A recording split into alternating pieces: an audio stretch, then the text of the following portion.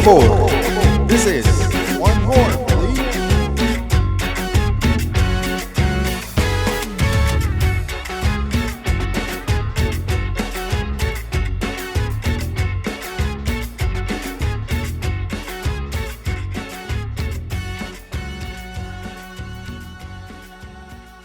Welcome to another episode of Otra por favor.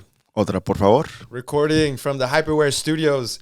Podcast, Otra por favor is a podcast in which we talk about life, football, and culture. And in today's episode, we'll touch on the Labor Day weekend, work-life balance, the Mexico national team, Austin FC, European transfers, and close out with some current cultural highlights. So let's get it. I'm joined by my main man, Richie. How's everybody doing today? How you doing today, Koke? Oh, man, I could be better. I'm looking scruffy, dude. I need a haircut. We were drinking coffee. Now we're drinking beers. Like, it's a Wednesday. We just came off of a loss, dude. Hey, you know what? Honestly, I don't know what day I am. I'm a little raspy because of the game. Probably a little sleepy, but I got espresso, so that should wake up.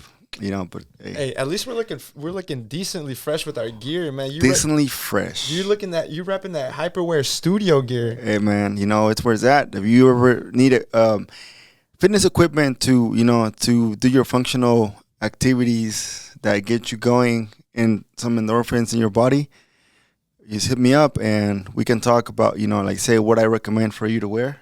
For sure. They have a good line of weighted vest as well as an anchor rope. So basically ropes, the conventional ones, you have to anchor it to the floor, and then we have some where you don't have to anchor it.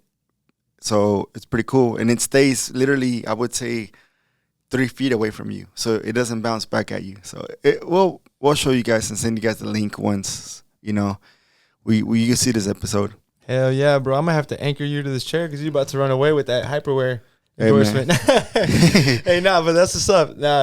Well, I'm looking decently fresh myself with the new Howler T-shirt, Howler Bro edition. I don't know what a Howler Bro is, but keep doing what you're doing because this is fly.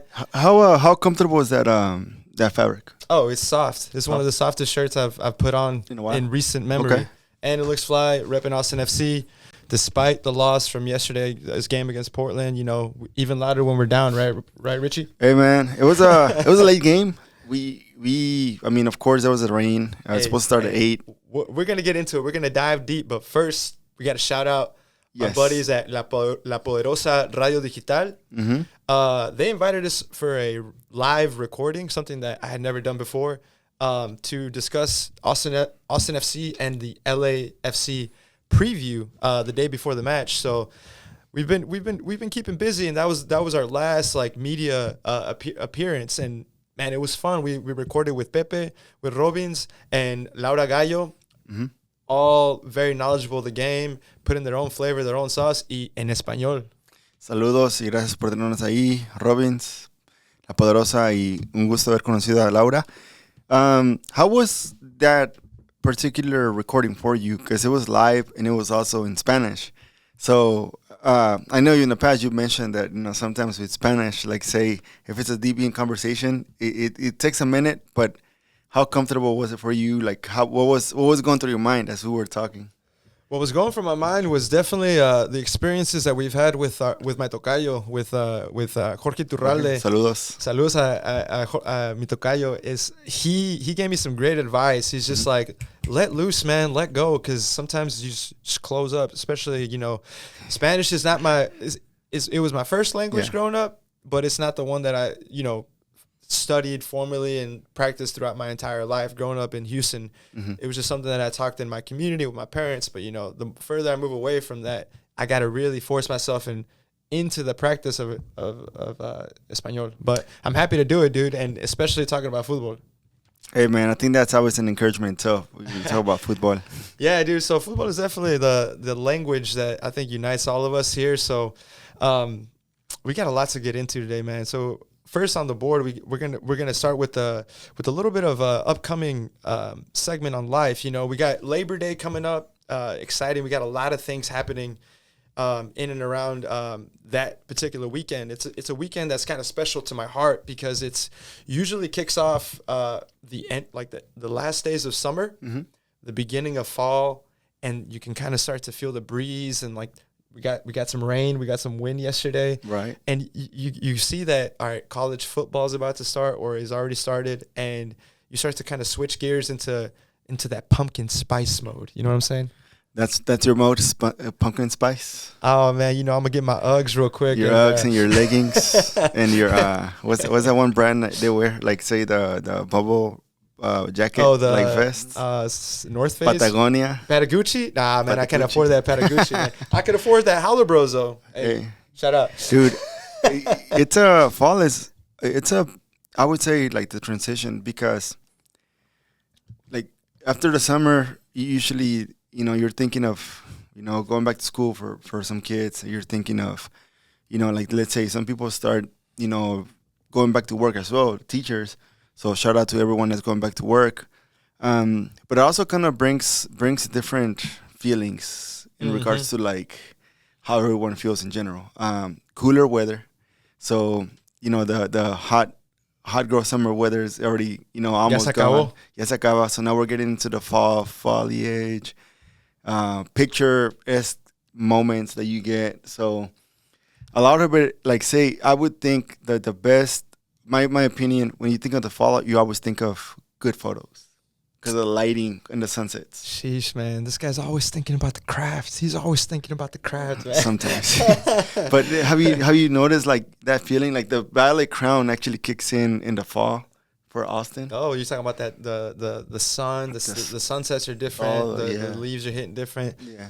Dude, you just made me think about that. When I think about this time of year, I think about the incoming cooler weather. Yeah. I think about fireplaces, having a little coffee, a little wine, whatever you want to do right next to a fireplace, and just enjoying and relaxing. You get a little less sunlight, but you got to make that warmth with your environment and your family and friends. But, speaking of that, man, how are you, man? How are you, Richie? Dude, I am doing good. Talk to me about your grind, man. My grind. You're a man who's always on the hustle, bro. So we went to the game on last Friday against LAFC. It was a good game, busy. And then after that, went to Galveston, my cousin's birthday. Came back on Sunday, hung out with the wife. And Monday was busy, doing some stuff.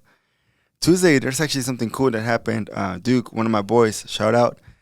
He put this video together in his live music video. So I hope them get it together.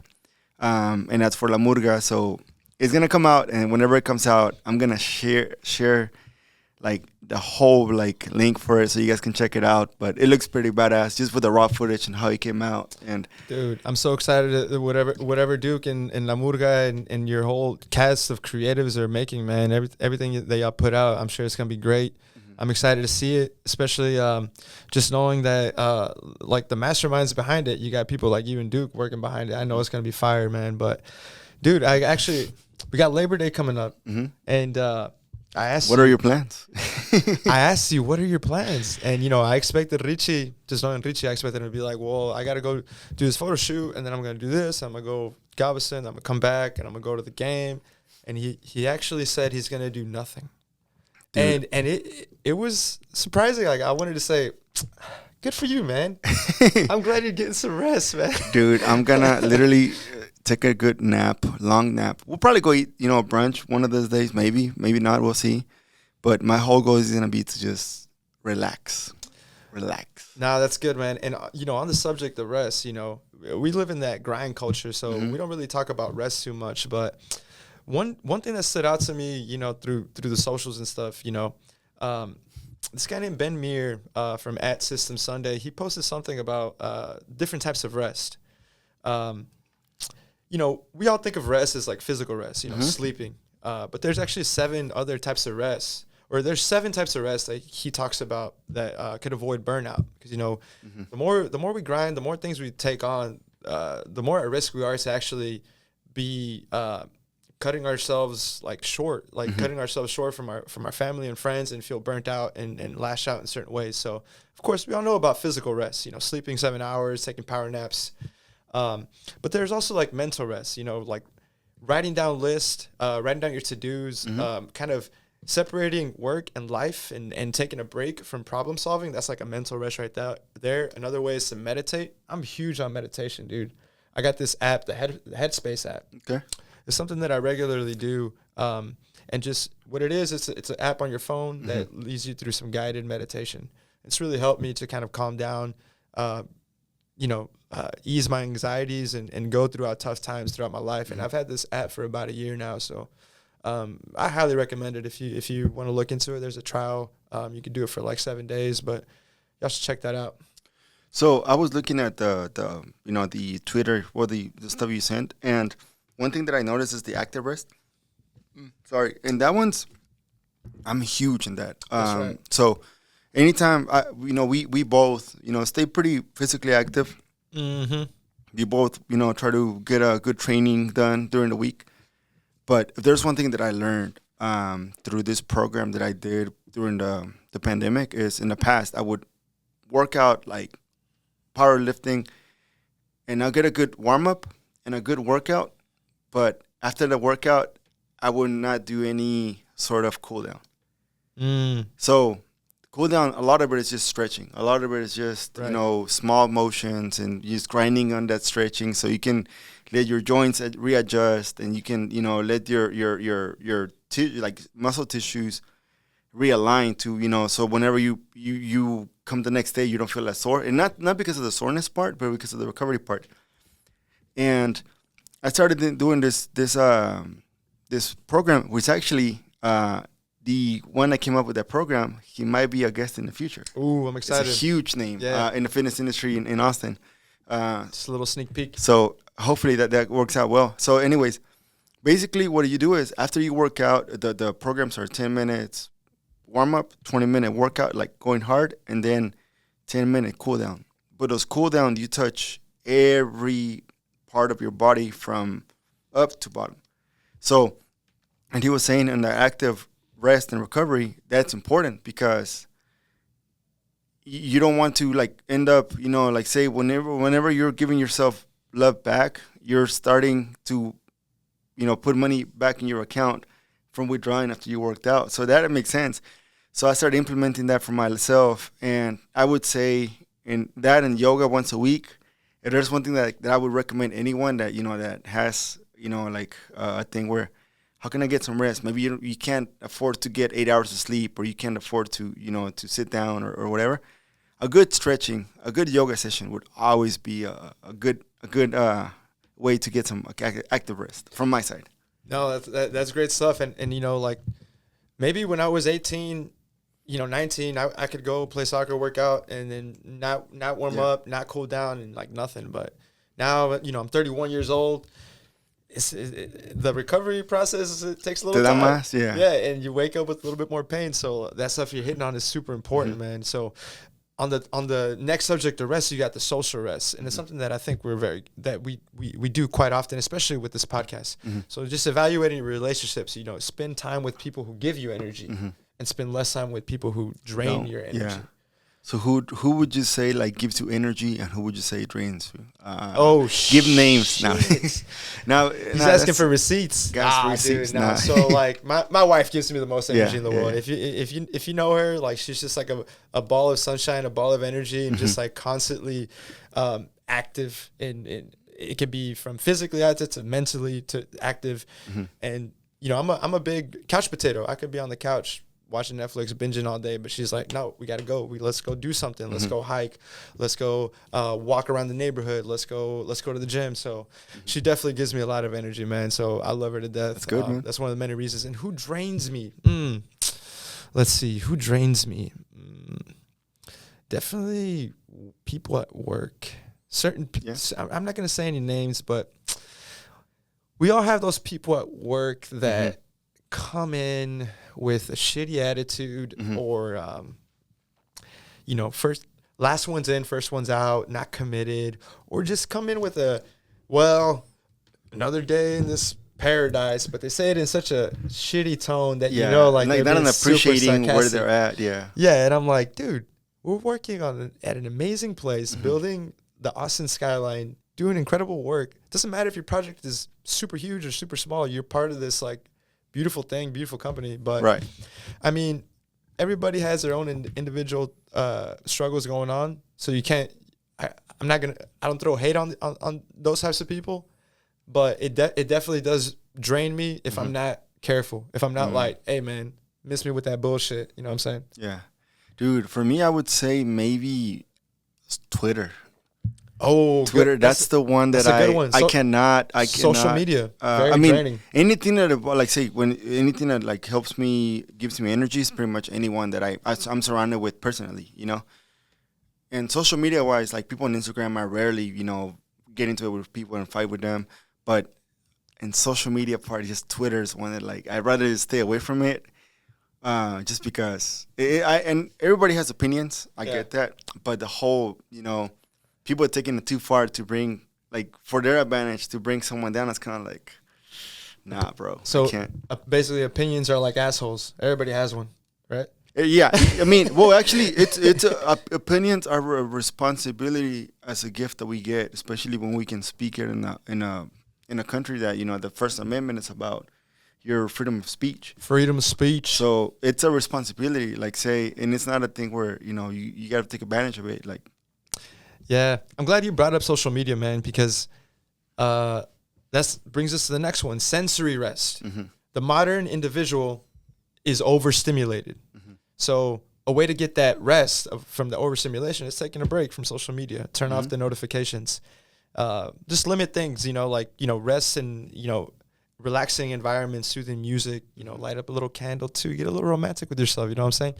But it's just funny, man, because like I learned this a long time ago. Yeah.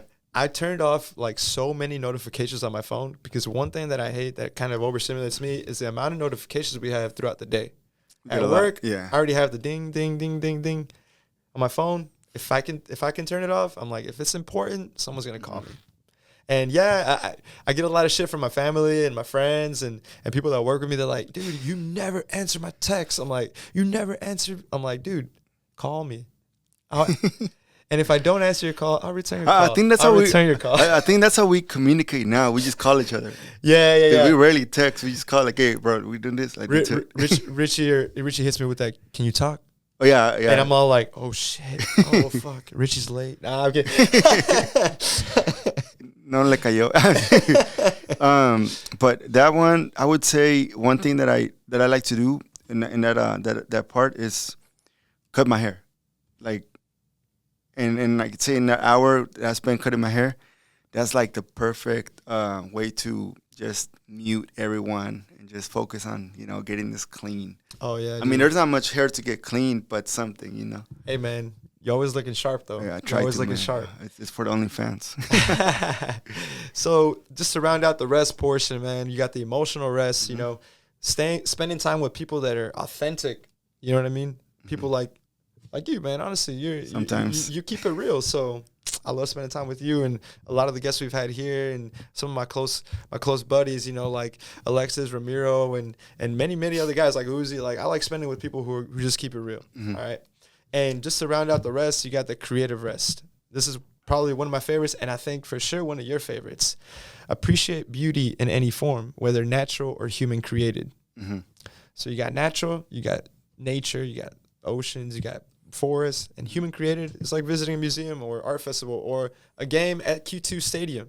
It's a human created environment that, although it doesn't seem so restful, your spirit rests because it's part of this energy, it's part of this vibe. It's inspiring watching our team do a result like they had against LAFC, which we'll get into later, that 4-1. Mm-hmm. But yeah, man. Dude, so here's one important thing about that creative rest, whether it's by human or by nature. I think yesterday's was a good example of us just worrying about that specific thing, not anything else, but just 20,000 people in a stadium worried about whether it's going to rain, are we going to play or not. But just focus on that aspect. Everybody was having a good time. You didn't see people getting mad. There are some that, they have kids and they ended up just leaving early because of the kids and going to school. But another thing that I want everybody that's listening to this to understand is we're blessed, one, to have a team here in Austin. And I'm going to continue to reiterate that aspect of it's a blessing to be able to come to a stadium and afford to come to a stadium and afford to watch a game live. Just especially, you know, for the sport that you love, we have to always think of, yes, there's some shit that's always gonna happen. But at the end of the day, like, you have to remember that anything you do in that stadium, it's a blessing to be there. I mean, it's a blessing to be surrounded by 20,000 people that are singing the same song. I mean, you might have a couple hundred that are not, you know, they're going for the other team. But the fact that you're there, the fact that you're in that space, like, you have to be very appreciative, because not a lot of people can have that. Well said, Richie. And yeah, just to build on that creative rest, man, like, honestly, what we've created here, Otra por favor, and having that privilege and opportunity to create this bond between listener, viewer, and us is something special, something that we don't take for granted. You know, we've had a lot of great times here, and we wish to continue to grow and build. And anytime we have someone come to us with questions, thoughts, or suggestions, or even comments, you know, like, we love that shit. Yeah, we love that shit, and we appreciate y'all. So, yeah, dude. So now, thank you for coming to my TED Talk, you know, my stolen TED Talk of rest. But, nah, dude, you know who I hope doesn't get rest, who I hope is not resting, as shitty as that sounds? El Tata. And all the seleccionados. Well, he just came back from a vacation, so he got all that rest. He got enough rest. So now you gotta work. So let's talk about the World Cup Qatar 2022 for La Selección. Mm-hmm. These are the facts. In 80 days, probably a little bit less from when this posts, the World Cup starts. Mm-hmm. Those are the facts, all right? What's our expectations as fans? The Selección is really good at marketing, at making money. Right. Going on big tours here in the U.S. and selling out stadiums and selling beer and just giving us some type of hope and relief that they can perform well, or they can do something special. Mm-hmm. Even more when they come with merch drop or kit drops like the ones we just saw. We're talking about the jersey, the visiting kit. It's like that cremita with the Aztec patterns. Something that I hadn't seen that type of style since probably the 1998. Yeah, and then a little bit with the black jersey that had a little bit in the background. Well, even so that one, and then the last year's World Cup, the white one with stripes, right, that was actually clean. I think with uniforms, when you have a white color like this one with patterns, it's always good to add a contrast with dark shorts, and they did that very good with this uniform. But what I'm saying, yeah, they did a great job. They got good people, good creators working. But what I'm saying is that it fills us with the type of like, oh my God, I gotta buy that. Yeah, tengo que apoyar, and you're excited. But then you get to, that was the expectation, and then you get to the reality. And the reality is that yesterday Mexico played against Paraguay in Atlanta and lost 1-0. Mm-hmm. They had 73% possession. They had 23 shots, 7 on target. Statistically dominated this game, 85% passing, 10 corners, but 0 goals. Paraguay, master efficiency. Probably not the most beautiful game, but they had 2 shots, 1 on target, 1 goal. Mm-hmm. I mean, what is it? How does this make you feel, Richie? Dude, I think goles son amores, and Mexico no ha metido gol. You know, we haven't seen a goal from them. Like, one good example is what happened in 2018. We were in a very similar scenario with they didn't score, but at the end of the day, what's really gonna matter is the World Cup. I think that's where you have to literally just try to push through. Like, how long can you hold everything you're doing just to that World Cup moment? Because nothing's gonna matter until you actually, go in there and what like, say for example, like right now, we can beat Paraguay 4-0, right? And it's amistoso, we get all hyped up, we're all amped, we're ready. We get to the World Cup, y perdemos, nos golea Argentina. Mm-hmm. And we went from feeling badasses to like feeling like crap. So now, with what's going on right now is we have low expectations, and with low expectations in a team like Argentina, Mexico se crece. Now, it's unfortunate because they're doing all these tours, and at the end of the day, la raza paga su dinero. I mean, there's people like, say, if Mexico was playing in Dallas, some of us will go drive to Dallas and come back the same night Same in Atlanta. People go from Charlotte, from other places, 3-4 hour drive, go to the game, and then come back home. It's unfortunate for everybody that goes. And I think what I'm trying to get is just like everything should always just matter as, when we play the World Cup. And we cannot take friendlies too serious. But we do have to understand, like, say, not the result part, but where I'm trying to get is, like, say, the efficiency and how the team is actually gluing in together. Right. So how are they preparing themselves mentally? Because right now they're, like, going in the uphill battle, which is good. Like, I'd rather go uphill battle than have this, like, high peak, and then you go down. There's talent, but it's just there's a lot of variables that are affecting this team, in my opinion. Like, I don't think just the goal is one thing. I think there's several other things. Yeah, and the frustration seems to boil over with a lot of the fans, with a lot of Tata out, a lot of fuera Tata. You know what I'm saying? We're less than 80 days from the World Cup, and that would be super, super harmful to the squad, in my opinion. Yeah. Really, you're just hoping that something clicks and that they start having some efficiency with the opportunities that they do have, because they create a lot. Yeah, you're creating a lot. You just have to. We need a 9. We need a true 9, and it's something that we've been lacking ever since probably since Raúl Jiménez. He got that injury. Yeah. But even before Raúl got injured, he wasn't truly number 9. Yeah. And we needed someone like maybe Peralta. Yeah. Borghetti, even Chicharito, but I think he burned a lot of bridges. He did, and I would not want him in the Selección now. Like, that man's been clowning, dude. Did you see the little clip of him against Toronto? Yeah. Se le acercó Bradley and some other players, and he just completely flopped and faked an injury. Like, to me, that's embarrassing, dude. Like, I understand a player tackling you and you like doing a little something more to sell it. You can't. But I understand that to an extent. Mm-hmm. But when you just flop out of the nowhere when someone comes up to you, that's some bullshit, bro. Yeah. And I mean, you're pulling a Cecilio, and Cecilio is one of the players that you have to know how to flop. There's the one thing, like, when you score. Su pinche madre por meter 3 goles.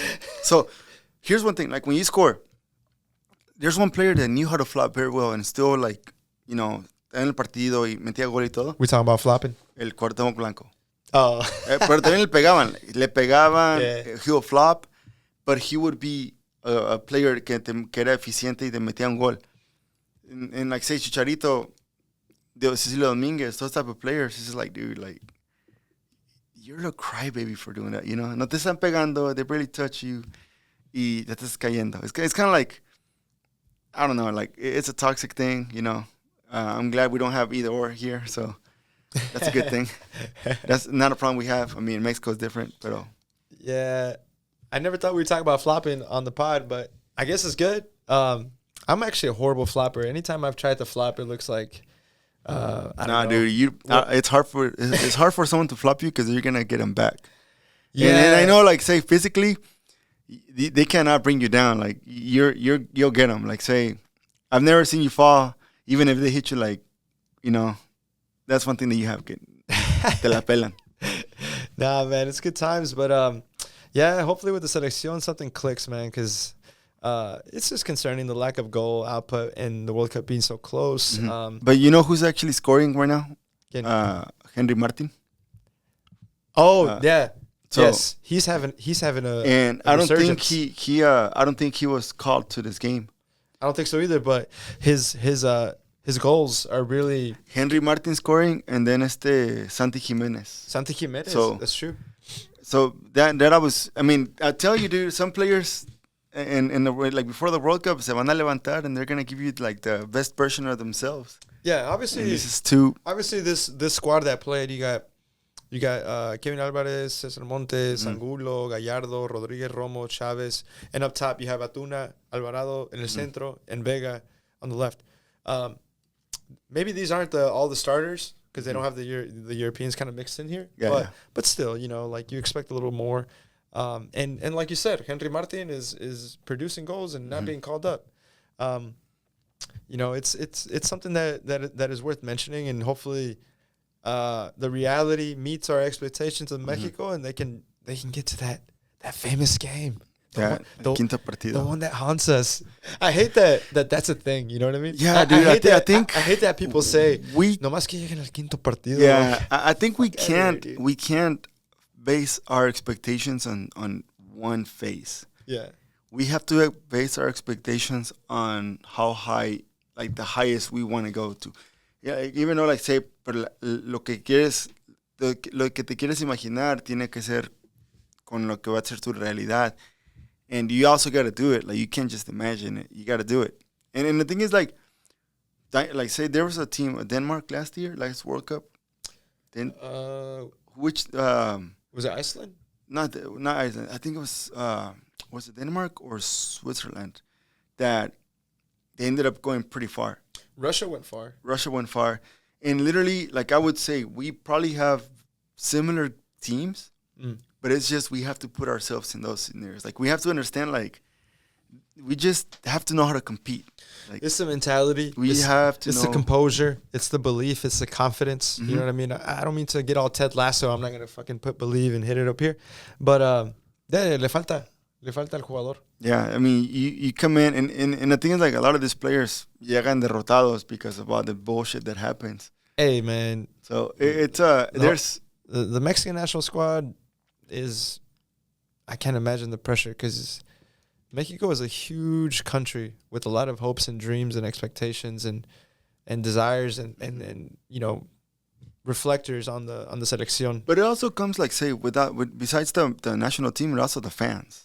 Like, say, we have to understand as fans, like, we want the team to do good, but I mean, you also have to be good as fans, you know, like, do your part, chanting, whatever, all that stuff.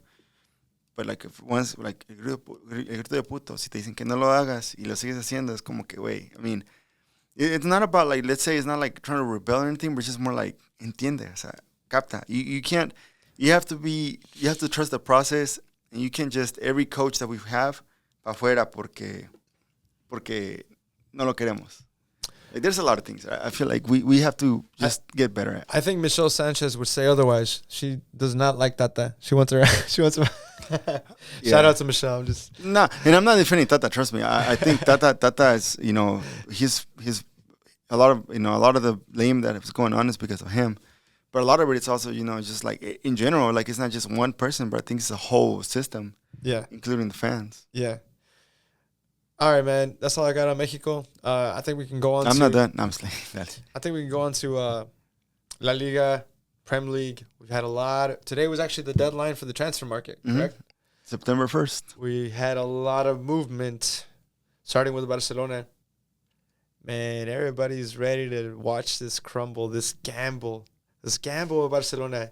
Buying Rafinha from Leeds, Jules Koundé from Sevilla, Robert Lewandowski from Bayern Munich, Frank Kessie from AC Milan, and Andreas Christensen from Chelsea, amongst others. So their total transfer market fees for this session of transfers has been $168.3 million.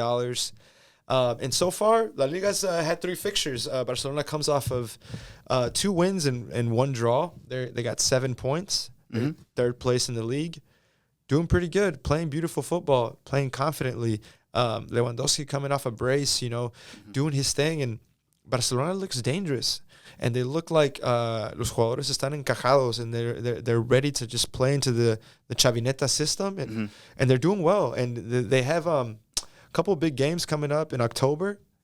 First one being against Inter Milan for the Champions League group, which many are, of course, like, I feel like with Barca, everyone is always waiting to just, like, the crumble. Oh, pa abajo. Let me shoot that meme. Les tocó otra vez el Bayern Munich. But actually, if I were Barcelona, as a fan, I'm not scared of them playing these teams. I'm excited for them to play Bayern Munich, because you have the chance to get rid of those demons, the demons in the back of your head that say you can never beat this team. El fútbol da revanchas. Football gives second chances, right? You have the chance to beat Bayern Munich in the group stage, beat a team like Inter Milan, a very good squad in the group stage. And you also have the chance later in October to play Real Madrid and meet them al tú por tú with great talent. Real Madrid coming off last season's La Liga and Champions League win, a historic, amazing season. And you and Barcelona coming off of getting cut, like not making the cut of La Liga, not making the cut of the Champions, of falling short of expectations. But now they have the chance of they're looking like they're hitting form and they're confident. And I'm excited about these big matches coming up. So one is the Real Madrid, the Clásico. That one might be the same day as a playoff game for Austin FC, if depending on the bracket. So, but it would probably be earlier, right? The Clásico will be earlier for sure. Entonces, that's going to be a peda asegurada. Well, I have to do pictures, so tengo que llevarme tranquile. Dude, Barça is I really want them to succeed, porque si no lo hacemos con lo que ha pasado con ese equipo, dude, I don't know what it's going to take for us to bounce back from everything. Like, say, we have the coach, which is a very good coach. We have the players, good players. Now it's just a matter of, like, say, Frankie de Jong se quedó. That's one player that we thought was Frankie de Jong stayed. He stayed. Aubameyang, he ended up leaving to Chelsea. So, and big changes, like a big change of generations. You're leaving Piqué on the bench and Jordi Alba on the bench. So that too, and then Bellerin also came in. Oh, Bellerin, I didn't mention him. Yeah, they signed him today. That's a great move in my opinion. Amazing and it's a move that they've been trying to get for a while. Mainly, I think he's a left back. He's either left or right back. Right. Okay. So that's good, porque ese Serginho Dest, he ended up not working out for the team. No la hizo. He's going to AC Milan. Yep. AC Milan on loan. It's he's gotta they gotta do their work. Now you got every resource available, in my opinion, to succeed. Now it's up to you. You got an amazing squad. You got Dembélé. You got Ansu Fati. You got some badass. And now you are the villain. Pedri. Now you're the villain. Yeah. Now you're the villain.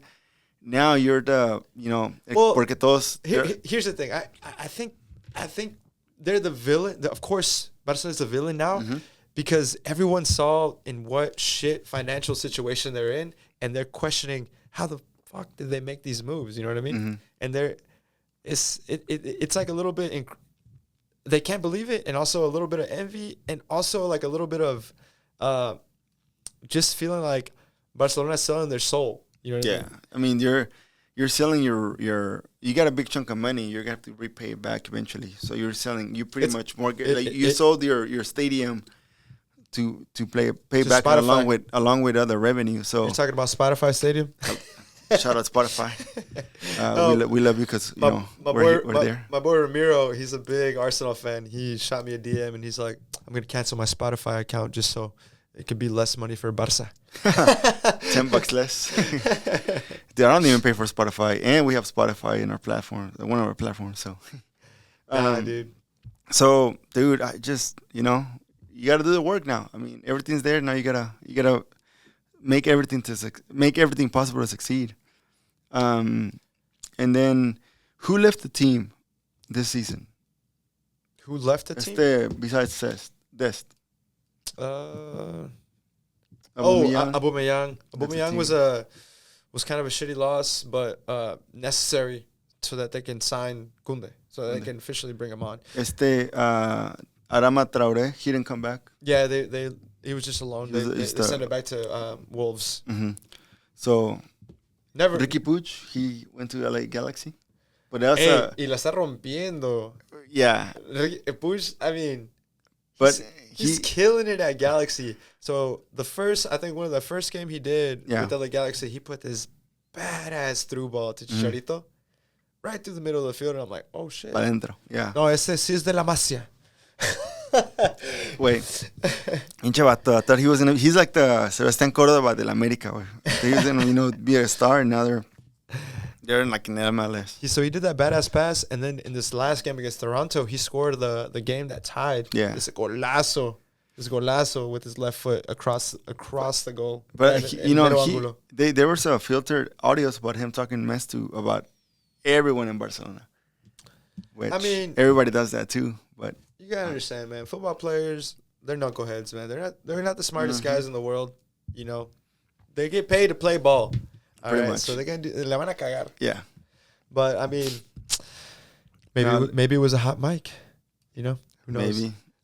Now we got Arsenal. Arsenal, man, they ended up going to town. Arsenal, man, we have to give credit where credit is due. What Mikel Arteta is doing and what they've done as an organization has been incredible. You know, perfect record, 5 wins, 15 points, currently first place in the Premier League.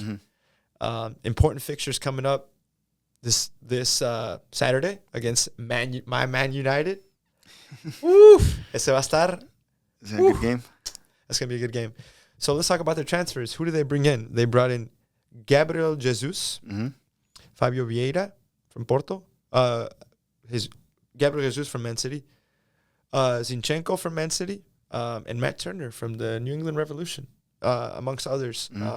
Marquinhos from Sao Paulo, correct. Okay. So, yeah, they spent $145.27 million on transfer fees. But I think they really got it right with Gabriel Jesus and Zinchenko, man. They've been killing it. They've been playing – the whole squad has been playing amazing. Martinelli, Saka – I saw the first game with my buddy Ernie over there at the tavern, and it was an incredible environment, dude. Like, I'm not the type of fan that's like a hater. Like, just because I go for Man U, you won't be hating on. I don't hate on any talking squad. Shit, yeah. Just because I go for Barca, I don't be hating on Real Madrid. Like, I give credit where credit is due, and I got to give credit to Arsenal, man. They've been killing it. I'm super excited for this game against Man United this upcoming weekend, but they've been playing beautiful football. A lot of goals, compact, you know. Every game, it looks like they're just more and more sure of themselves. So are they the real deal? That's the question. They have a young squad. It's a long-term, effect that they have to just take it. Like, the Liga, the EPL is... They're playing that. EPL, they're playing... they're going to be in the FA Cup, and then they're playing La Europa League. So... honestly, they got a good chance at the Europa League. Europa League should be a good goal to set. Like, they can, like, say if you have a team built as with that depth, they should be able to say the lowest you can go is Europa League. Just because of you have a player like Gabriel Jesus and Vieira and Zinchenko, you have to understand that. You can't keep going titleless with all these good signings. Yeah, but just thinking about their whole journey, how they've had the past couple of years, they're standing, going from somebody a team that people didn't take seriously as much, a big team that people was kind of the butt of jokes, to something that now people are respecting, giving their flowers. It's nice to see. Good. And then, of course, we have the main contenders who, even though they're in second place right now, everybody talks about Man City like they already called the Premier League. Man City wins the Premier League 5 fixtures in. So they're coming off a win-win, draw, win-win. They got 13 points. And they made some key signings. One of them being Erling Haaland from Borussia Dortmund. That was probably the signing of the summer. Of this, transfer window. Oh, it's hard to disagree from that, because you look at the output that this I don't know what I would say, a robot or a monster. Like, he's kind of both. Yeah, projection wise, the age, they didn't spend over 100 million on him. They spent 66. Yep. So that's a good deal for what they got. So now it's like great deal. Like, how much did Barcelona spend on bullshit, transfers? Y no pasó nada. So, dude, I would say this one right here is going to be for them it's a low-key long-term investment where they're going to make money back if ends up working out well. Man, long-term, I think the short-term is paying off immediately, man. This guy's coming off of 2 back-to-back hat tricks. Not many can say that. I don't know how many. I think he has like 9 goals right now or something like that. He's on track for like a 76-goal season. This guy's scary. The whole team is Man City always is going to play the style of football that's going to create chances over and over again. The missing piece was that 9. They finally have that with Erling Haaland. So now it looks like they have all the necessary pieces for Pep to achieve what's been unachievable for him. The champions, but I don't know, man. Man City always finds a way to choke. So we're going to see what happens, man. I'm excited. Big fixtures for them. Man United in October and Liverpool in October as well. I'm excited for those. Speaking of Man United, I'm just going to talk about them because we were talking about bullshit transfers. They know these motherfuckers know how to spend. They know how to spend money. No, they got 3 good players. I mean, Anthony from Ajax. Yep. A very good player. Casemiro. Sólido en la media, contención, and Lisandro Martínez. I mean, Lisandro Martínez is not a very... that chapis. Yeah, he's not a very, 5'9". Está chaparrito. He's not a very, como que, un jugador rentable, not very, well-known player, but that guy is solid. And I think for what Man United is looking for at the moment, he's a perfect fit. Que no sea una estrella, pero que sea. Well, let me tell you about Martinez, man. He had a lot of shit those first 2 games. The English media and just the press and the social media in general, they're really just looking for a scapegoat. Yeah. So those first 2 games where Barcelona lost against Brentwood, 4-0, they had some horrible errors. But if you looked at the feeds, they weren't talking so much about De Gea. They were talking more about how Lisandro Martinez is never going to make it as a center back in the Premier League. He responds with a game against Liverpool, playing a shutout game, an amazing game where he did some touchline saves. He did some key tackles. He was winning duels. He was everywhere, man. It seemed like he definitely played to prove everybody wrong. And ever since that game, he's looked a lot more sharp.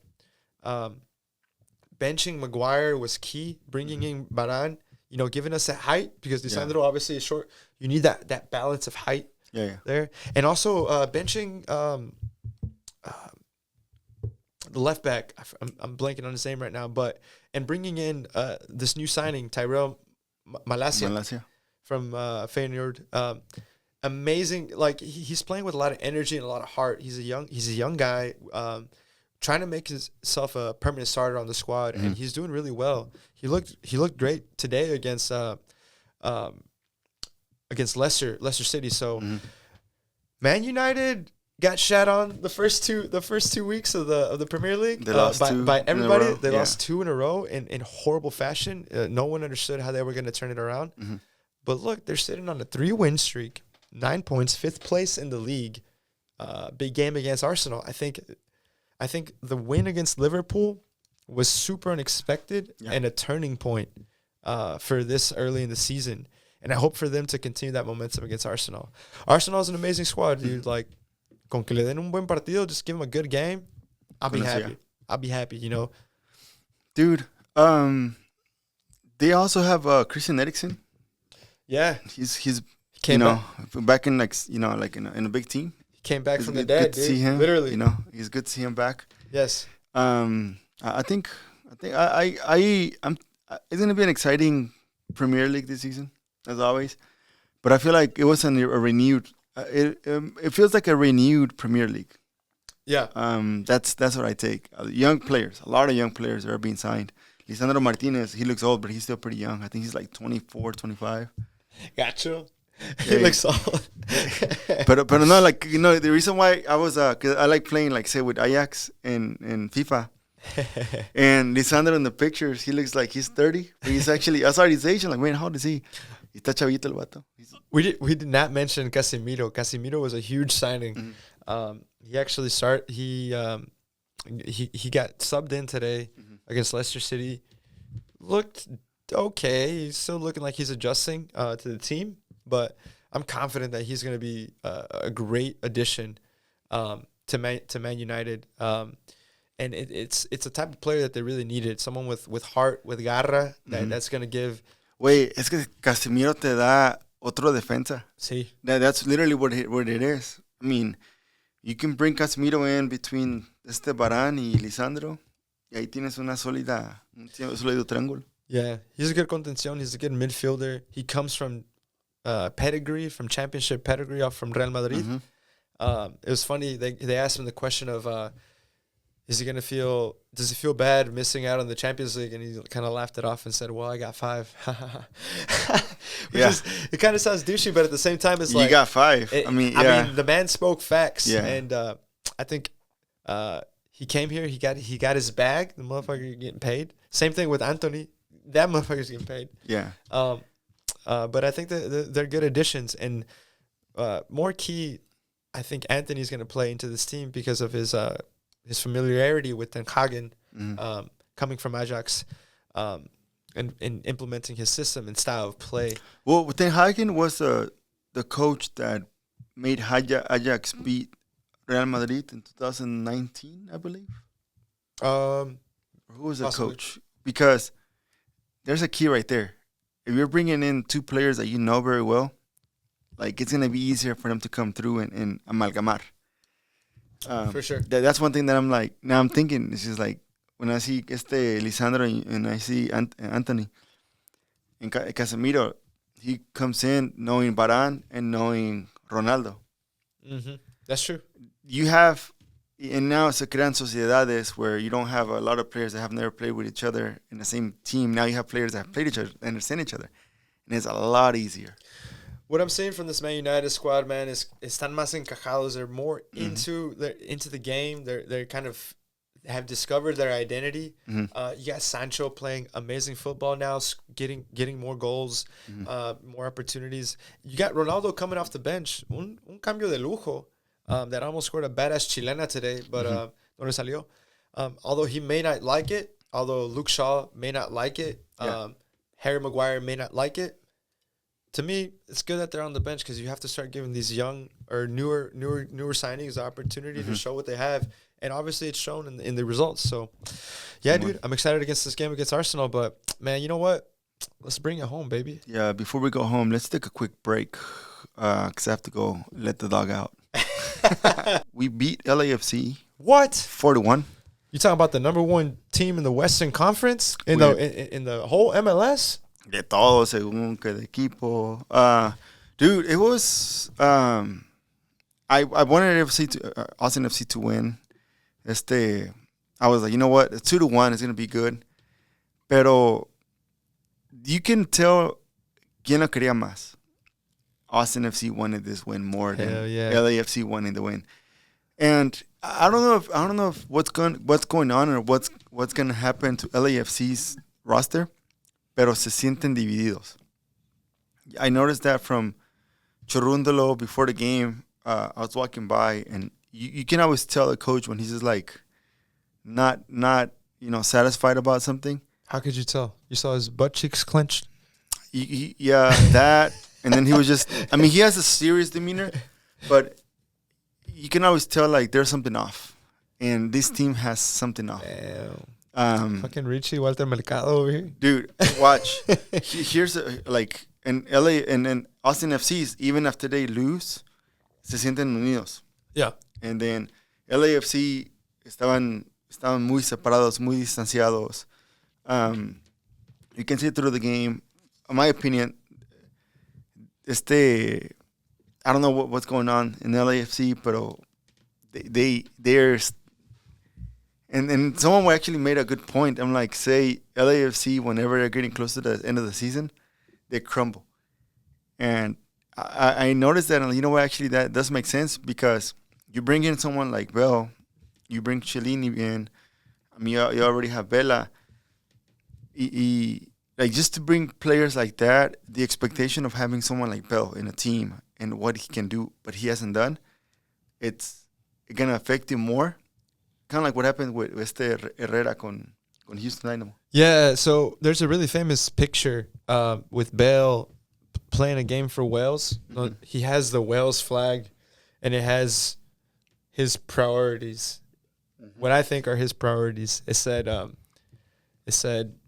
Wales, golf, Real Madrid in that order, and that's when he played with Real Madrid. So I think his priorities are Wales, golf, and LAFC. Yeah, I think that's like how his priorities stack up, and I think he definitely looked like a player who was uncomfortable in the heat, in the humidity, and in the atmosphere. He looked like he was in Nick Lima's pocket. So hey, now I'm gonna give now going to that Nick Lima. You can say whatever you want about him not being the best. Shutting up the haters.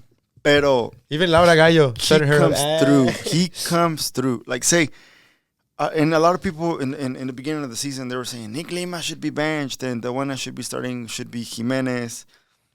Yeah, I can see why. I mean, but Nick Lima defensively. Now when it comes to like say for example another game against like Seattle, not Seattle, Portland. We're gonna talk next. He's a player that needs one game to recover mentally. Y luego viene 3-4 partidos y partidazos que se echa. Or, pretty regular, consistent work. But the way he shut down Bale, and my boy, what I'm going to do is I'm going to ask my friend Zach Lyons to give me the picture of and we're going to put it here. So you can just see the amount of, what was that one word? Not competency, but the amount of, not excitement, but there's just one word that there's on top of my tongue, but I can't remember. But you can see Lima's eyes compared to Bale's, and you can see Bale chasing or getting pretty much pushed out by Lima. Lima boxed him out. The intensity, you can see how Lima just boxed Bale out, from the beginning to the end. Yeah. Who would have thought, man? Who would have thought before this game? Before this game, we had the preview with La Poderosa Radio Digital, and my prediction was not that great. I thought it was going to be a tie or a loss. I was very concerned about what they would do against LAFC, and shame on me for not believing in our Verdes. Everybody has shame on me. I'll take it on the chin, man, because they came out and they fucking surprised the hell out of me. But honestly, it's a valid point everybody was making. But here's the thing about this squad: they love when people doubt them. They love it. They fucking love it, dude. It's like the Urruti, Urruti. Ring, the Martins, Martins. Felipe Martins, he always tweets keep doubting us, keep doubting us. That's the thing in the squad, it builds them. They almost have to dig themselves into a hole in order to climb out and say, I'm alive and I'm going to destroy you. But man, dude, Nick Lima had an amazing game, put in a solid cross to Urruti on his first goal. Austin's second goal after the amazing Diego Fagundes free kick after that run by Sebastián Driussi. Now another reason why I'm pretty sure there's gonna be a statue of Fagundes and Driussi outside of the Q2 in the near future. There's already a statue of Diego Fagundes in my heart, bro, because that dude. There's a tattoo of Diego Fagundes in my body. Don't tell me where. I'm gonna tell you where. That's only for the OnlyFans. That's only for the OnlyFans. Nah, dude, I was super pumped at this game. I got to see it with a few of my good friends visiting from Dallas. We got to show them what a true supporter section is.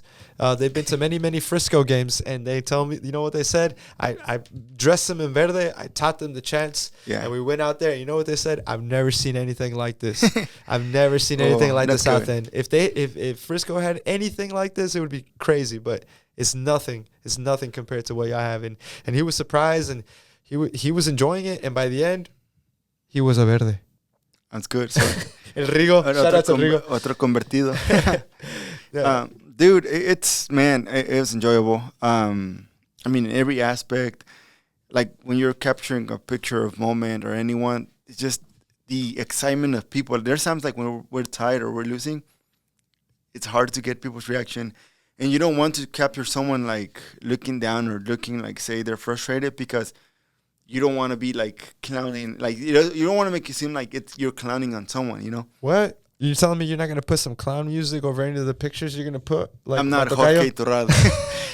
and so, like, and there's one thing, like, say, it's easier whenever you have a game like this, everybody's celebrating and everybody's winning. So it's one of those that everybody just had a good night and everybody walked out with a smile. Hey, but to talk on my tocayo's video, you know, he clowned Julio Cascante. But do you think Julio Cascante didn't see that shit and was like, okay, I'm gonna show that motherfucker and people who are liking this what the hell it means of course, to be Julio Cascante. Yeah. He had an amazing game. It's completely solid in the back. You know, almost shut out LAFC with Gabrielson. That back line, Nick Lima, Gallagher. They played amazing, dude. They played an amazing game. But you have to, like, and game. Someone made a good point. Like, whenever Cascante was in, he was not the starter for Austin FC from the beginning. He was a bench player. The starters were supposed to be Biesler and Romaña. El Centro Romaña. And so, okay, you know, this happened with Cascante, right? We never said Cascante was the super mega star, like a Bale, like a Piqué, like a Varane, Van Dijk. We never said he was going to be that type of player. And I think, like, say, if we would have said that about Cascante, then any more reason why, you know what, you can have more opinion on him. But you have to, whenever, like, say, for example, there's some stuff that Cascante struggles with. There's some stuff that you struggle with, that I struggle with. But at the end of the day, it's the long-term hustle. Okay, a couple of bad, you know, mistakes that have costed us, that's fine, you know. It's not fine when we got scored on. But you have to look at the long-term, like, picture. And you can't just look at a couple of mistakes that has happened, because there's other times that he's been the one that comes out better. He comes out, you know, like, se ve más confiado. He understands the line with Gabrielson, and they're both not the fastest players either. They're both pretty tall and not the fastest, but they have a good way to combine themselves in the back line next to Lima and next to Gallagher. So it can't just be you know, Cascante, this is one thing that he's doing wrong, or several things he's doing wrong. Yes, but what about the other times where he, you know, he pretty much ended up doing a good job, considering his, you know, like, it's gonna sound harsh, but like his limitations of not being the mega superstar that, you know, like, where everybody criticizing him, but he's not a Varane, he's not a player, that elite player like that. So we just gotta, you know, yes, he has some mistakes, but we can't be crapping on them like that. Like, yeah, you gotta adjust your standards, and there's a way to criticize players in a respectful manner. But look, man, this is media, man. Like, you know, the strategies that go behind it, they're not the greatest, they're not the nicest. They're what's gonna capture attention. And yeah, dude, shit like that's gonna capture attention. A little clown video here and there. Fuck it. It's not my style, but it works. It works in some respects. But man, just going back to this team though, like, Austin FC, man, they really hit it on all cylinders against LAFC. You could tell probably two guys who had the greatest matches. One, Urruti, scoring a brace, scoring one with his head, which is hugely important, because I don't think he'd scored with his head in a while. Because even his teammates were looking at him, hitting him in the head, and Cascante was like, hey, you scored it with your head, puppy. But nah, he had an incredible game. And the other one I want to mention is Fagu with the free kick, and with, I believe, 2 assists, 9.1 rating, incredible. Fagu's stuff in this game was almost telepathic with him and Urruti, between him and Driussi, that triangle. El pase que le pone filtrado a este Urruti para el tercer gol, that was just that timing, you know. El fútbol es de momentos y milimétrico. Just that way to hold it and make the pass. pero la hizo de 3 dedos. It went, like, say, he could have done it with his left foot, but he ended up doing it with the right. Just a little tap, directito, and you see Urruti coming in, vueltecita y pa' dentro. Yeah, and speaking of vueltecita y pa' dentro, the fourth goal, probably my favorite, between Fagu and Driussi. Mm-hmm. Fagu gets it on the left. He passes it, a nice little through ball into Driussi's run. Driussi turns and completely puts Murillo on his stomach, casi de panzazo. Yeah. And changes it on the keeper, hits that perfect spot in order to score that fourth goal that, you know, this is kind of like, this dude's a league MVP. He's going to do something special. Another thing about Driussi, ahorita le están pegando más que antes. Oh, yeah. Like he's getting hit quite a bit. Yeah, he's got a target on his back, bro. Pero pero es un jugador que mientras más le pegas y más le das, se levanta. I mean, he's not mentally, he enjoys the game so much that he doesn't complain. He doesn't really fight him. He's like, all right, I'm going to get you back, but I'm going to get you back in football. I'm not going to get you back, you know, like trying to get you, you know, hit you. Messi style. Yeah. I mean, so he's not like, say, you know, like other players that we had here que buscan la falta, les pegan y se caen. Este vato le pegas and yeah, it hurts, pero se levanta y les mete su gol. Yeah, and speaking on this LAFC team, like Reina said, we wanted men in this team. Exactly. Like that promo video said, we're not show ponies. Mm-hmm. We're fucking workhorses. Man, Matthew McConaughey's video, man. Anytime that dude is talking, I just get good vibes. But hey, man, I wish you would come around more often, dude. I know. But I was very underwhelmed by the LAFC. I expected more of them, mm-hmm. but I'm glad they didn't show up because credit to Austin FC for shutting them out, shutting up the league, shutting up all Vegas odds, all MLS, mm-hmm. Austin FC haters. This was a nationally viewed game. Mm-hmm. And yeah, we really proved something to the league. And honestly, I just have to recall my buddy, my brother-in-law's tweet, ATX Lex at ATX Lex number 3. We didn't just beat LAFC; we mm-hmm. destroyed them like no other team before this year. Mm-hmm. Nick, Fagu, Seba, and Maxi all showed out offensively. Other teams better be scared if we come out like this against them, as long as we remember how to do it. That's another. Which we didn't remember how to do it against Portland. So, Portland. Let's go to the Portland part. Okay.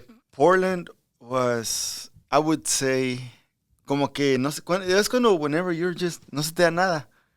Yep. When you go out, you know, you think you're going to have a good night, you know, you come all sharp dressed and everything, y de repente, I mean, as a single man, of course, y de repente, ni un número te quedaste. That's what happened to why can't it be a single woman? Ladies are getting numbers these days, bro. Okay, single. Okay. Okay. You're single and you're going out and you're all ready for it. Y de repente nada. But you started all excited, but then something happens que you lose your beat in a song. Y de ahí para abajo todo. That's what happened with Austin FC. It was a strange dude. It was upcoming to the game because strange. There was a delay, a rain delay. Yeah. How much did it delay, Richie? 2 hours. So, oof. I mean, I would say give or take 2 hours.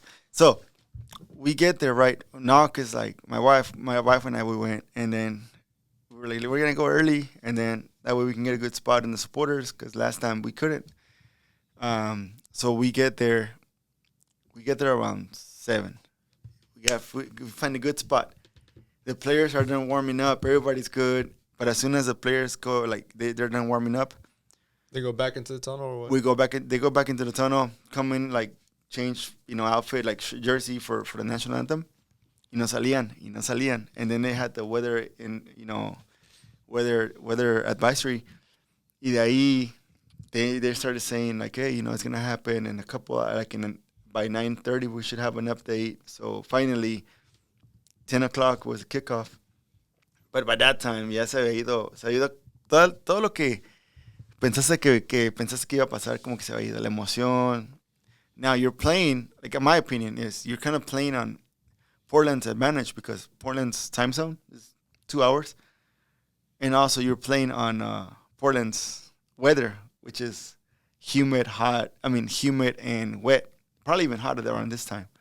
So Portland, la queríamos meter, and the thing is, like, it was not a bad game. Honestly, not a bad game. Yeah, it was a very good. Llegaba el Austin FC, llegaban esos güeyes, bien peleado, but 2 unfortunate plays. One of them was just no la sacaron y luego de ahí se hizo la falta. But sequences where, it was just unfortunate, but the way they scored too was just weird. And then when we scored, it was just like kind of weird. It just felt like a weird night overall. Yeah. So, no se daba, güey. I mean, you could try. Like, it's one of those games que no se metía. Like, la querías meter, pegaba en el poste, pegaba donde sea. And the goalkeeper to Portland, he also, his props, like, he did his thing. Good. He did his thing. He saved the team several times. Rigoni came in, and with Rigoni, a lot of people we're already talking crap about it. Oh man, he didn't do anything. Okay, chill the fuck out. When Driussi came in against Frisco, he came in like when we were already down 2-0, and I think Chris Bills. I don't like to quote him all the time because everybody quotes him, but this one I'm gonna quote him. He made sense. and when Driussi he made his debut, it was a game that we were losing by weird lineups, and then he comes in. I mean, 28 minutes, 0 shots, 79% passes, 4 duels won. Yeah, 25% of his duels won. Yeah, compared to to Rigoni, 27 minutes, 0 shots, 73% passing, 1 key pass. 9 duels won, 66.7%. Mm-hmm. So, I mean, it's comparable. Yeah. It's comparable, right? Yeah. But, yeah, Chris Bills goes on to say, not making any big conclusions from that night. Yeah. Dude, Chris Bills made a good point. And I think we can't just, like, as fans or, like, say, as people that watch the team, yes, everybody's entitled to their own opinion. I get that. But you have to be smart on what's your opinion based on. You can't just be based on bullshit moments like 30 minutes. Right. We all know that soccer is a long-term game. And we keep saying long-term because a game is 90 minutes and it's nonstop, only between halftime. A season is not 5 games. It's almost 40 games. Yeah, and one thing I want to say, man, is like, to your comment on the rain delay in the game and if that played a factor in it, I'm like, yeah, sure, maybe it was a factor, but the rain existed for both teams. The delay was for both teams. Yeah, you're playing into Portland's time zone, but also you're in our home. You got our fan base behind us. You got the crowd. So it balances out. For me, like, I'm going to give the team flowers for what they did against LAFC, winning in such a statement, profound manner, but I'm also going to criticize him and saying that there's no excuses for slacking off and not winning this game. There was a lot of opportunity with over 70% possession, over 26 shots, 5 on target. They had a lot of opportunity to score, but at the same time, Portland with their 29% possession and 5 shots on target, they scored 2 goals. Their efficiency was just way higher, and we had a shit night when it came to finishing, right? Dude, a lot of unluckiness, but at the same time, like, I'm not gonna make excuses. Just look at the minute 56. How many times the ball was, just in that small area? Yep. For a good 5 seconds. Like a good 5 seconds in a small area. How many touches and how many players inside the box? That's how you can just tell, like, it's actually it was a pretty intense game, pero no se metía. And I don't think, like, say, usually, like, the slacking part maybe was against Minnesota. They were slacking. Maybe against LA Galaxy when they slacked. But in they were just not efficient. Like, they hustled. They were running up and down, pero. Yeah. And the shittiest part about this game is that it was a perfect opportunity to start to catch up to LAFC because LAFC took another L. What was something? You're right. Something's happening in that squad.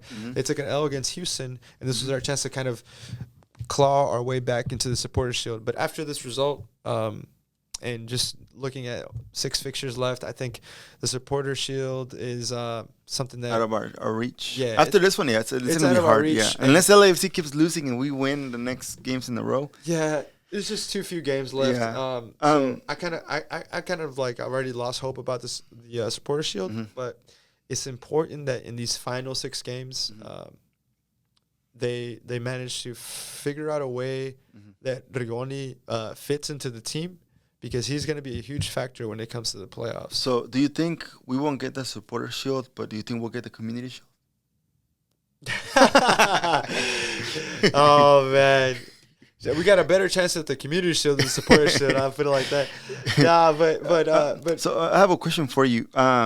Considering what happened with Minnesota, we lost. LAFC, los goleamos. We lose to Portland at home. What's Austin FC's reality to you? Do you feel like this losses, because there's always people think, like everyone now is thinks like, oh, this brings us back to reality. And what's your reality on your mind? Like, what do you think of Austin FC when you think of them as a team in the table where they're at? What's going on? Season's almost over.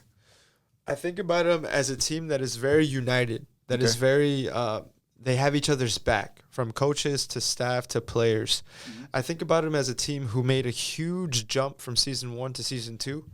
And I think people's like hot and coldness about Austin FC, we're either the best team in the world or the worst team in the world, is not fair, because the progress in this team is measurable in the defensive, in the midfield, and in the forward, in every line, right? And for me, progress isn't linear. It's like a little spiral that kind of goes up. It goes up and it goes up. So, and like we touched on earlier, Austin FC, they like to dig themselves into little holes. They like to play with a little chip on their shoulder. They like it when the media and when the MLS fan bases start to doubt them. So, I feel like this last run of the season is going to, for the most part, go well, because the team has identity. The team knows what they play for. They create chances, and they are able to score with caliber players like Diego Fagundes, Sebastian Driussi, Maxi Urruti. They got players that can score. They got players that are playing the best seasons, like Ethan Finley, and they just signed a player like Rigoni, who's going to add another dimension to their offensive output. So I'm confident that they can get to the playoffs in good form. But what I'm not confident about is their lack of consistency, because in the regular season, you have a chance to lose. Yeah. In the playoffs, you don't. You lose, you go home. So that's kind of where I'm at with Austin FC. That's a good point. I agree. I think we can't just base everything, like you said, everything's just a gradual, graph. Every time you think of, especially for a new team that we only have one season to compare to in the previous, years. And what's going on with, like, say, for example, the unity, the whole Mate Combos thing, which is a hit, the way they get along, the way when they win together. When we lose together. Yeah. But you have players that always say, keep doubting us. They don't never say, keep doubting me, I'm the best. Keep doubting us. And I think that right there alone is a huge factor for when you're trying to compete. But you also have to learn that, like you said, we have to think of every game now from here on out should be felt like a playoff game. So when you're getting to that moment, you know that you don't have to lose. You don't fall back into situations like Seattle. Okay, mentally you feel like you're blocked. So yeah, big games, man. We got a big game coming up against Nashville this Saturday, September 3rd at 7:30. Visiting Nashville, it's gonna be tough environment. Following up the next Saturday, September 10th, against Seattle Sounders in Seattle, another tough test. Real Salt Lake, pretty good test too here at home, and September 14th. Are you going to that game? Yeah, I'm gonna do everything I can to go to that game for sure. But look, what I'm saying is that we have good teams. We're in the Western Conference, so you know we have that the opportunity to play really good teams and really test ourselves and really fine tune those aspects before going into playoffs, man. Right, because we're in playoffs already. I mean, it'll be hard if we don't make it after this. We know for sure after we're gonna get points from Nashville, from either Nashville, Seattle, Real Salt Lake, Vancouver, and Colorado. I mean, I think there's a good chance that we get a good 9 points out of this. We probably lose one game. I don't know which team yet, but we're gonna lose a game for sure. Gotcha. Now, what's the next topic you have in mind? Man, to close out this episode, we definitely got to hit on culture. We've had a lot of things happen, and culture for us is sports culture, community culture, things to do with our Latinidad. But we're gonna start out with a little bit of sports culture. Something hugely important has been going on in the world of tennis. It's something that we don't really talk about often, but we're talking about the GOAT, Serena Williams, 40 years old, 23 Grand Slams, mother of a child, comes back from a period of inactivity after having COVID and dealing with a lot of symptoms. She comes back to beat the number 2 ranked tennis player in the world in the U.S. Open, and basically comes out saying, I don't have anything to prove. I don't have anything to win. I have absolutely nothing to lose. Damn. And this is an incredible feat. She has 23 Grand Slams, and you look at the crowd, and you see people like Tiger Woods, Spike Lee, just kind of these important figures, especially someone like Tiger Woods, who has won it all, and he's fired up, almost like he's out there playing with her. And another reason I wanted to bring her up, man, is because her story's so special, man. She's from Compton, managed to find her way into the world of tennis. A white sport, like there's no other way to say it. It's a white sport, and be the best for so long, and having such a target on her back, and many times racial things being said about her and the way she's been treated, but she's always managed to defy those odds and do it with a confidence and spunk that kind of for me it just makes me love her and what she does. And gives me an example of man, that's how I should face places where maybe I'm different in the room, or I'm the only one in that room. I should be the Serena Williams of that room. Dude, nah, that's formidable, admirable, and desirable at the same time. I think what she said, I have absolutely nothing to lose. I mean, that's how you kind of should live life at some point, Right. Especially when you're in a sport, especially when you're thinking of a career. You have to be smart too, not get yourself in too much debt, or don't do something stupid. Obviously, be mindful of what you're gonna be doing in life, but just having that mentality for someone that could have faced racism in the past, and shutting those races down, that's an admiring thing to do. Yeah, dude. One thing that sticks out about me of her interviews and stuff that's happened in her career is when she was super young, they interviewed her when she was 13, and they asked her, "What player do you want to be like when you grow up?" And most people would say some player they admire, and her response was, "I don't want to be like anyone. I want people to be like me." Damn. She's had that GOAT mentality since day one. And then in her most recent interview after winning this U.S. Open knockout round, they asked her if she surprised herself, because she came from behind. She was losing in the beginning of this tennis match, and she came from behind to win. And they asked her, "Did you surprise yourself how you came out in the in the latter portion of this match?"